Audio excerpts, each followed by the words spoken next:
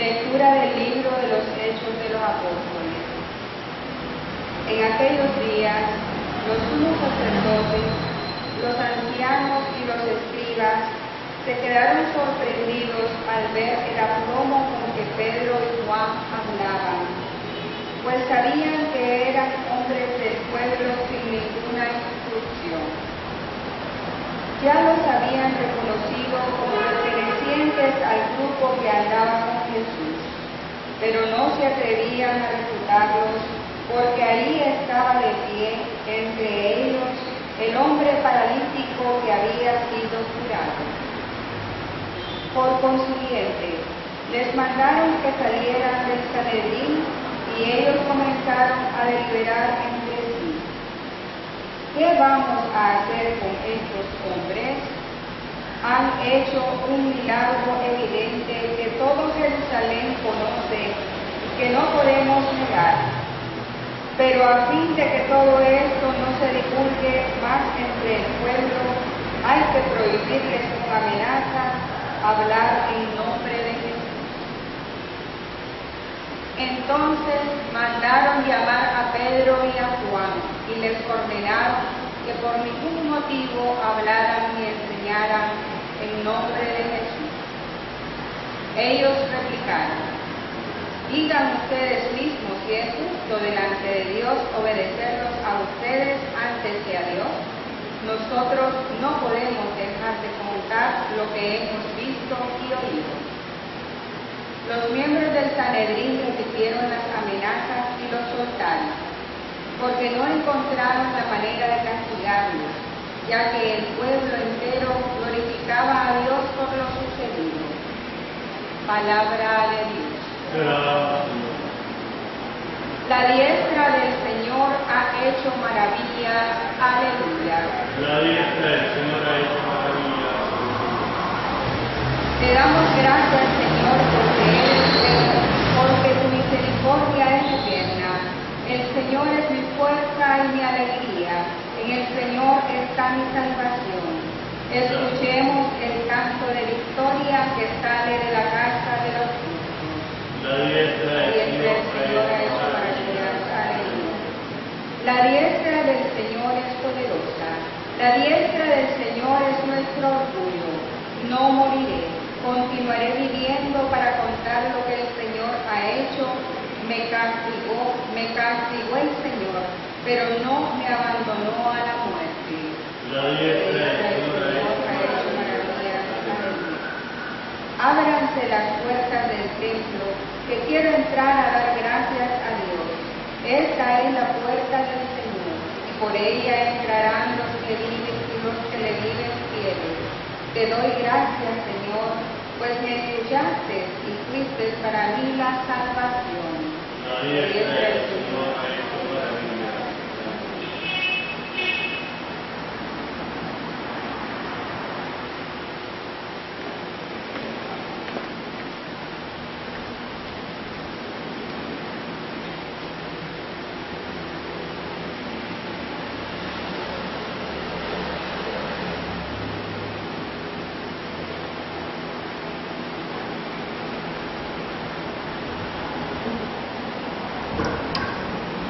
Ofrezcan los cristianos ofrenda de alabanza a gloria de la víctima propicia de la Pascua, Cordero sin pecado que a las ovejas salva, a Dios y a los culpables unió con nueva alianza.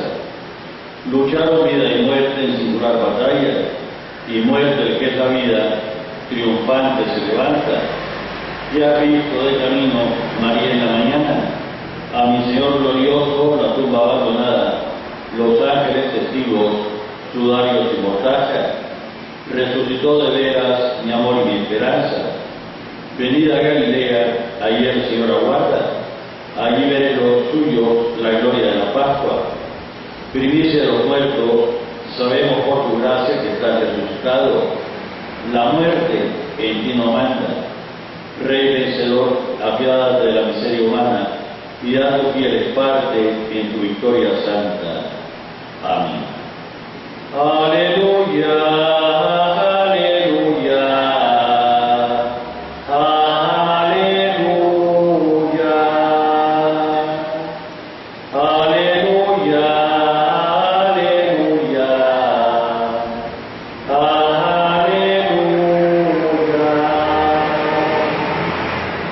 Este es el día del triunfo del Señor, día de júbilo y de gozo. Aleluya, aleluya, aleluya, aleluya, aleluya, aleluya.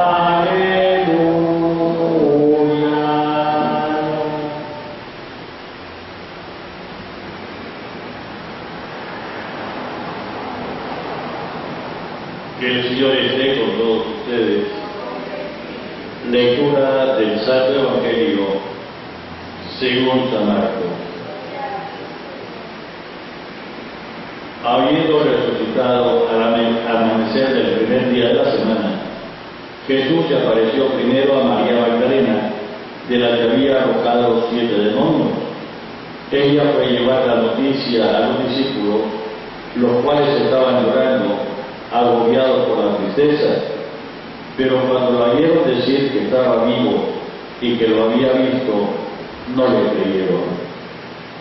Después de esto, se apareció de otra forma a 2 discípulos que iban de camino hacia una aldea. También ellos fueron a anunciar a los demás, pero tampoco a ellos les creyeron.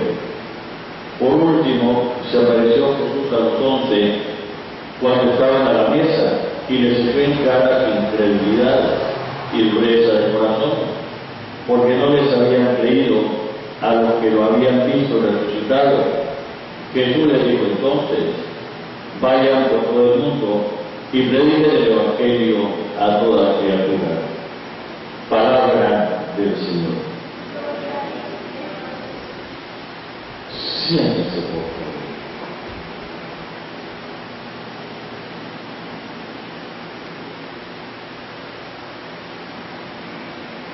Muy queridos hijos, en estos días hemos escuchado cómo los 4 evangelistas nos narran qué pasó el día de la resurrección del Señor, y se fijan ahí algunas diferencias entre uno y otro. Y estas diferencias son prueba de la autenticidad del relato. Me expreso. Los abogados y los que están familiarizados con las declaraciones de las personas, cuando se encuentran una declaración, un testimonio exactamente igual, saben que el testimonio es falso. Es ascendido de demonio. Porque cuando vemos un hecho, depende la situación en que estemos, tenemos diferentes percepciones, por lo tanto vemos diferentes cosas. Aquello que nosotros decimos, la otra cara de la moneda siempre es la misma. Algunas veces vemos dónde está la escara, otras veces vemos dónde está el escudo, pero es la misma moneda. Además, cada uno de los evangelistas escribe para un grupo humano concreto, y nosotros, que no somos ese grupo humano, tenemos que hacer el esfuerzo por identificar ese grupo humano, la forma de ser, la intención que tuvo el evangelista para aplicarlos a nosotros. No obstante estas pequeñas diferencias, no hay mayor duda en esto, sí, la constancia, que las primeras personas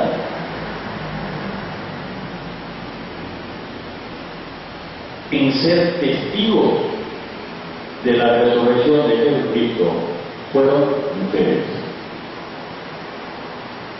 Y lo quiero subrayar con muchísima fuerza, porque sobre todo en nuestros días hay una propaganda violenta, perniciosa, pecaminosa, diabólica, de quererles pervertir la conciencia a ustedes mismos. Si fuera cierto lo que dice la propaganda, Jesucristo no hubiese escogido como primeros testigos a mujeres. Y son mujeres. Por otra parte, frente a ciertas posturas que no dejan de ser hipócritas, que piden la condena del que ha hecho el mal, cualquier mal, y que hablan de que el sistema penal y la pena es para rehabilitar a las personas, pero las deja marcadas para toda la vida. Aquí me presenta el Evangelio un algo que en la historia de la humanidad es inusitado. Precisamente la primera testigo de la resurrección del Señor es María, la Magdalena, aquella que tuvo 7 demonios, aquella que sabemos que era una prostituta de muy alto standing, ciertamente, porque para el Señor todos somos sus hijos y todos necesitamos convertirnos, cambiar, y a la persona que se convierte, el Señor se entrega totalmente. Padre, ¿cómo sabemos que se convirtió? Quien interesa que se dé cuenta es el Señor, y el Señor lo sabe todo.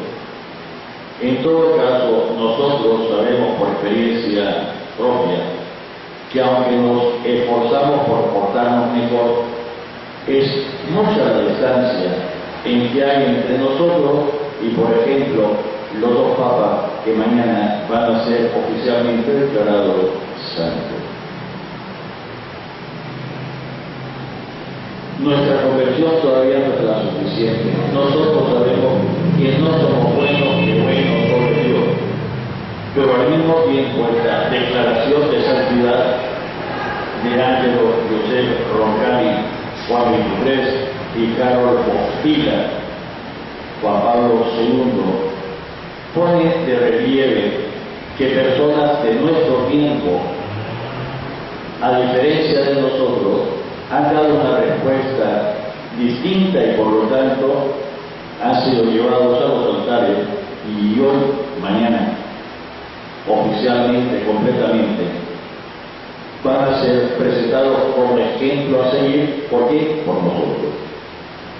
De los 2 recordar que Juan Pablo II visitó no solo la ciudad de León, sino que estuvo en nuestra catedral, donde dio un mensaje bellísimo desde la Catedral de León a todo el mundo y a todos los tiempos, y después en el campus Victoria de la ciudad. Tocó el tema delicadísimo de la educación, que sigue siendo frontal, a pesar de que han pasado varios años, para asumir este reto de la educación, no solo en Nicaragua, sino en el mundo. Por cierto, aprovecho para decirlo, no sé qué corriente de desinformación anda por ahí. Mañana, domingo 27, San Juan de Dios mantiene su misa de 9 de la mañana. El acto, sí, cierto, hay un acto central en catedral, 4 o 5 de la tarde. Una misa primero de acción de gracias al Señor, y en segundo va a haber una procesión alrededor de la plaza central del Parque Central. Digo, la misa de San Juan de Dios. Pues esto que les dicen a ustedes es para pervertir la conciencia, y si le logran hacer mella en ustedes quitándoles la verdad, le van a esclavizar de una forma inusitada. No es cierto que en la iglesia ustedes sean personajes de segundo grado. Tienen un rol exclusivo de ustedes, de mujer. En todo caso, es nuestra iglesia la que eleva a la mujer al más alto sitio que jamás se puede pensar. Por eso también cantamos nosotros en Nicaragua, y en el cielo una voz repetía: más que tú, solo Dios, refiriéndonos a la Santísima Virgen María. Pues bien, María experimenta a Jesucristo resucitado y recibe el encargo de írselo a decir a los demás. No es de extrañar también pasa en estos días, algunas veces porque se mete la envidia. Si yo soy mala, el otro, se dice, tendría que haberse me aparecido a mí. Si yo soy apóstol, ¿por qué se le apareció a esta a mí? Si yo soy apóstol, ¿por qué se apareció a estas personas que iban a la aldea? Por los demás sabemos que era Emaús o Lucas, y sabemos que uno de estos personajes era Cleofás, que nos suena inmediatamente a aquella mujer que acompañaba al Señor y que le ayudaba, María, la de Cleofás. O por vanidad o por orgullo tiene que aparecerse. No obstante, esta forma de pensar, ciertamente imperfecta, ciertamente pecadora, que reproducimos hoy también, y por eso no le damos crédito a los anuncios auténticos, y más bien, si nos hablaran de una supuesta profecía, una supuesta aparición que no está avalada por la Iglesia, estamos predispuestos a creerlo. Y tendríamos que ser los adecuadamente pacientes. Voy a citar un pasaje de Juan, del día de la resurrección, cuando nos dice que salieron corriendo Pedro y el discípulo amado, los dos corrían juntos. Llegó primero el discípulo amado, se asomó, pero no entró. Cuando llegó Pedro, vio y creyó, entonces entró el otro. Esperar a que sea la autoridad de la Iglesia la que confirme, antes de comenzar a darle nuestra aprobación, mucho menos de hacerlo punto de nuestra fe, aunque sea feo.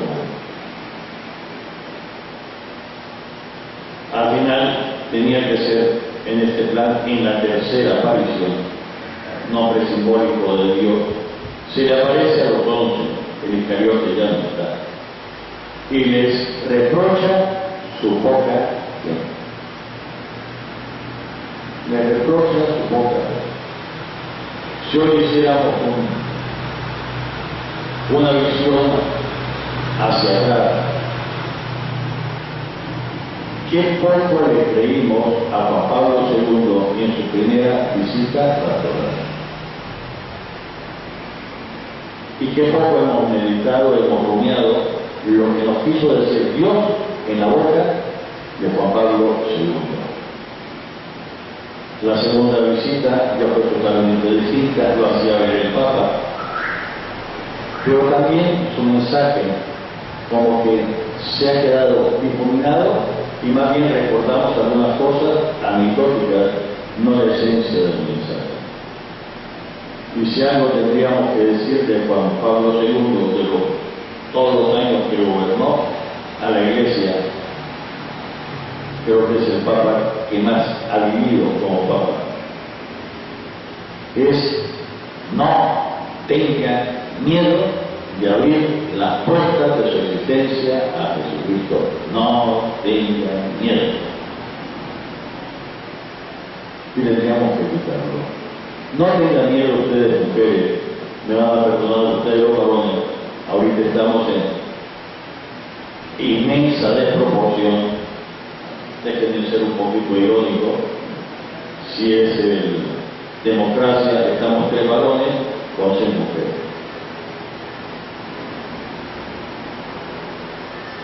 Sin contar a María Santísima y al Corte Celestial.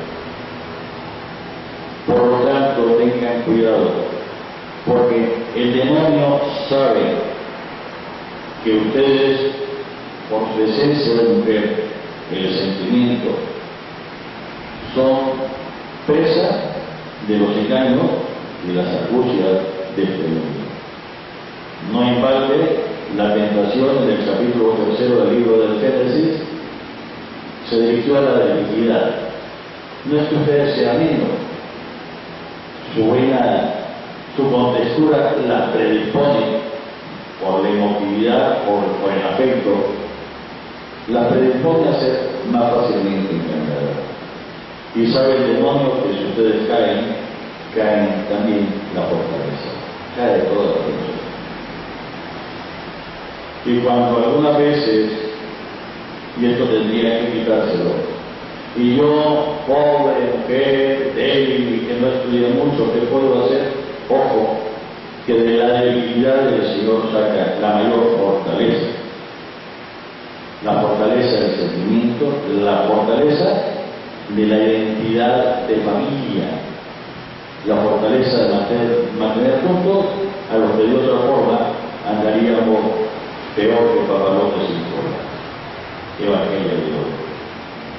En la bellísima primera lectura tomada de Hechos de los Apóstoles se presenta un algo que nosotros todavía no terminamos de creerlo. Nos lo decía Conferencia Episcopal hace unos años, no tanto como para que se nos olvide, que la oración, es decir, de platicar con Dios, es una profunda toma de conciencia. ¿Quién soy? ¿Dónde estoy? ¿Quién es Dios? ¿Qué me va a decir Dios? Pues la gente se asombraba del aplomo y la seguridad con que hablaba Pedro y los demás apóstoles, porque sabían que no era gente de muchas letras, no, analfabetos no eran, pero no eran, no diríamos, intelectuales universitarios. Pablo II. Se extrañaban y se preguntaban de dónde saca todo esto. Y digo, si la conferencia episcopal nos decía que la oración es una profunda toma de conciencia, déjenme que les diga anécdota personal. De hace un poquito más de 40 años estaba estudiando teología, y el encuentro con la teología, el estudio profundo de Dios, puede hacer una crisis de fe en el estudiante, aunque sea seminarista. Y el decano de la facultad nos llamaba a su despacho a todos, uno por uno, para irnos preguntando. Y en una de las ocasiones que me llamó, que la universidad era buena, la Javeriana de Bogotá, llevada por los jesuitas, de mucho prestigio, dicen que es similar a la Gregoriana de Roma, también de los jesuitas. Yo le decía, mire padre, en las clases me parecieron preciosas, pero miren, no se me moleste, prefiero 5 minutos de crisis ante el sagrario. Aprendo más en 5 minutos de crisis ante el sagrario. El crecer nos produce a veces crisis. No sabemos dónde tirar, hay diferentes formas de hacerlo. O uno se tira a la calle, o uno se pone de rodillas y le llora al Señor. Pero prefiero 5 minutos de crisis ante el sagrario, aprendo más que en un semestre de teología. Y me dice, ay hermano, pero yo todavía no era cura, esto usted tocó el punto crucial. Al fin y al cabo, y no se me escandalice, los curas tenemos que estudiar teología porque tenemos que suplir nuestra falta de santidad. Si fuéramos absolutamente santos, el Señor nos hubiese enseñado, como les enseñó a Teresa de Ávila, por ejemplo, o como le enseñó a Santa Teresita del Niño Jesús, ambas doctoras de la Iglesia. Pero aunque no seamos magos, no somos santos. Y entonces tenemos que suplir, para poder ejercer después nuestro ministerio, aquello que no llegamos. Padre, entonces significa que no hay que estudiar teología, no, hay que estudiarla. Hay que estudiar. Padre, entonces significa que lo que tiene que hacer uno es lo que uno sienta del Señor, no, porque el demonio es muy astuto y nos puede hacer creer que lo que escuchamos es al Señor y podría ser la voz del tentador o la voz del natural. Discernimiento de espíritu, que habla San Pablo en el capítulo 2 de la primera carta a los Corintios. Discernimiento de espíritu. Y la teología nos ayuda, nos da las líneas centrales de la Iglesia para poder incluso, son los criterios externos de discernimiento, ver si algo viene o no viene de Dios. Vale, entonces eso, en concreto, ¿qué le puede decir? Una locura, sino a los laicos, el estudio del catecismo. El catecismo debería ser un libro de cabecera de lo que uno tiene al lado de la mesa noche para consultarlo con frecuencia. Como nosotros, los que vivimos, existimos en la diócesis de León, tendríamos que tener los mandatos del segundo sínodo diocesano para, como hacía María Santísima, para conservar las cosas en nuestro corazón y preguntarnos qué querrán significar.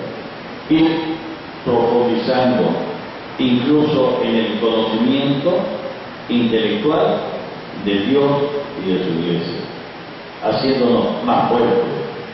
Si tuviéramos clara la doctrina, si tuviéramos firmes los principios de fe, sería más difícil, le pondríamos más trabajo al demonio cuando quiera probarnos, cuando quiera tentarnos.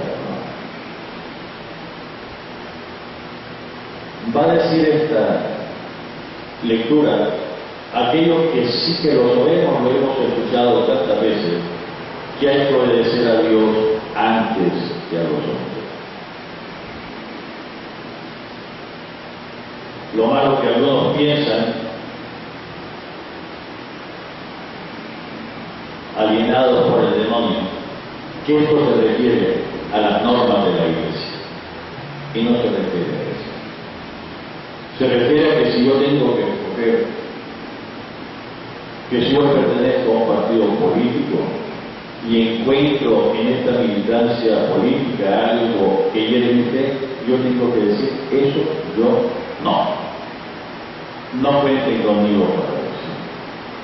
O que si trabajo en la parte de la economía, macroeconomía o microeconomía, hay cosas que yo tendré que decir no, porque eso ofende al amor, eso es pecado. Tengo que obedecer a Dios antes que a los hombres, y algo similar tendríamos que decir de las relaciones humanas.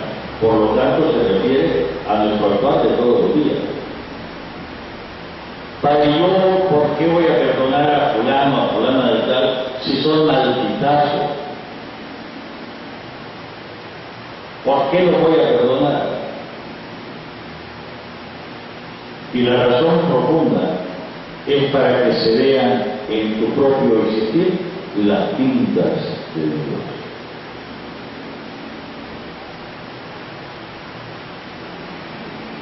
Que por su infinita misericordia, mañana es el domingo de la Divina Misericordia, que por su infinita misericordia, cuando nosotros ni lo merecíamos ni habíamos hecho nada, quiso enviarnos a su Hijo único para librarnos del pecado y de los efectos del pecado. Del pecado y de los efectos del pecado. Y nos quiere asociar, nos ha querido asociar por pura misericordia suya en esta tarea, en esta misión, si quiere, de ayudar a los demás a encontrarse profundamente con Jesucristo en los sacramentos y recobrar, si son bautizados, la inocencia bautismal con el sacramento de la reconciliación, y si no son bautizados, para acercarse al baño regenerador del bautismo y para alimentarnos continuamente del cuerpo y la sangre del Señor en la Eucaristía, y para mantenernos unidos, no uniformados, unidos con el vínculo del amor, de tal forma que solo le debamos al otro amor. Padre, pero eso es imposible. Para el hombre sí, pero para Dios no hay nada imposible. Y en esta tarea de colaborar con Dios Espíritu Santo en la transformación de mi persona y en la transformación de lo que está alrededor de mí, voy cambiando, me voy transformando y me voy haciendo imagen de Jesucristo hasta que se ha encontrado.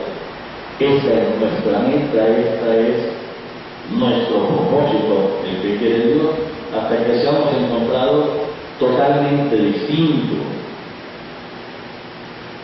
Usamos la palabra técnica, santos, irreprochables ante el Padre por el amor. Vamos a seguir pidiendo por nosotros mismos en primer lugar. ¿Cómo nos pedimos por nosotros? Por las personas a las que le demos cariño, amor y afecto, a nuestra familia, a nuestro hogar, a las personas que comparten el barrio, la ciudad, la nación.